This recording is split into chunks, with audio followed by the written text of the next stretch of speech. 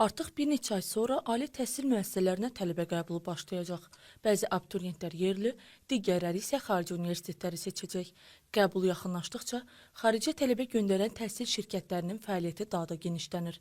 Bu dövrdə belə şirkətlərə maraq göstərən tələbələr də kifayət qədərdir. İnşallah indi Allahın köməyi ilə gedib oxumaq istəyirəm ki, oradakı görüm təhsil alım, ola bilsin dövlətə qayıtdım vətənimə, burada kömək göstərdim. Ətraflı məlumat almaq lazımdır ki, həmən universitetin reytinq səviyyəsi, ümumiyyətlə yəni dünyaca tanınır, tanınmır. Azərbaycan gələndən sonra iş perspektivi var yoxsa yox, onu öyrənmək lazımdır. Bəli, mən uşaqlarımı oxutsam, əgərləri xaricdə araşdıraram, dəqiqləşdirərəm. Əgərləri onların diplomu Azərbaycanda da keçərli olarsa, əlbəttə ki, niyə də ki, oxumasınlar? Mütəxəssislər deyirlər ki, bəzi şirkətlər tələbələrə düzgün olmayan məlumatlar verməklə onları aldatmağa üstünlük verir.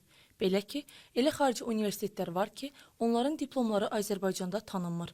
Buna baxmayaraq, bu fakt tələbələrdən ya gizlin saxlanılır, ya da yalan məlumat verilir. Universitetlərin Azərbaycan tərəfindən tanınması kifayət etmir. Həmin universitetlər Azərbaycan tərəfindən tanınır. İxtisas ölkəmizdə tanınır. Amma təhsil alma forması bizim numarativ hüquqi aktlara uyğun olmadığı üçün onların diplomları tanınmır.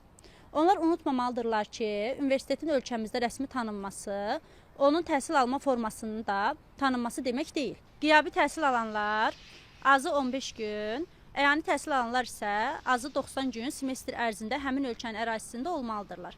Əgər tələbənin semestr ərzində təhsil aldığı müddət bundan az olarsa, diplomun tanınmasında imtina halı yaşanır. Elə bütün bunları nəzərə alaraq, Təhsildə Keyfiyyət Təminatı Agentliyi abituriyent və valideynlərə müraciət edib. Təhsildə Keyfiyyət Təminatı Agentliyi olaraq bildiririk ki, biz heç bir xaricdə təhsil şirkəti ilə əməkdaşlıq etmirik və onların fəaliyyətinə nəzarət etmirik. Onların fəaliyyətinə nəzarət bizim səlahiyyətlərimiz xaricindədir.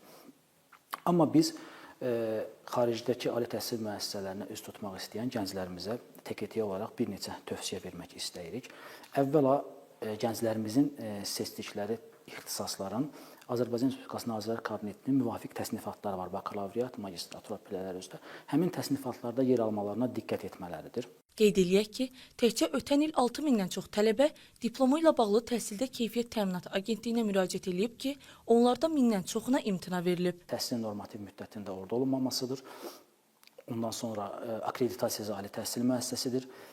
Təxminən 100-ə yaxın saxta diplomdur və bunun kimi səbəblərdən imtina qərarı verilmişdir. Təhsilli Keyfiyyət Təminatı Agentliyi bizə edilmiş müraciətlər əsasında ən çox imtina alan və diplomları tanınmayan universitetlərin siyahısı TKT.edu sayfasında yayımlayıb. Mütəxəssislər deyirlər ki, xaricdə təhsil almadan əvvəl tələbələr universitetin beynəlxalq reytinq sırasında yer tutmasını, təhsil alacaqları ixtisasın ölkəmizdə faktiki prioritet ixtisaslar sırasında olmasını yaxşı araşdırmalıdırlar. Həmçinin seçdikləri ixtisasa əmək bazarında tələbatın olması diqqətdə saxlanılmalıdır.